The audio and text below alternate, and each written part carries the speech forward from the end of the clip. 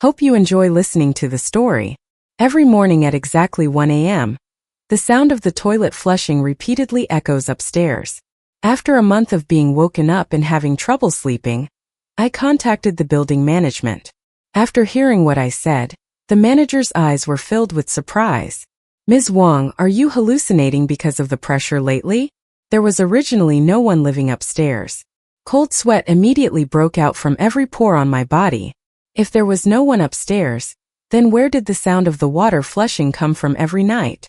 I have a very serious sleep disorder. Every time I go to sleep, I have to lie awake for a long time before I can continue. Since moving into my new home, my symptoms have gotten worse.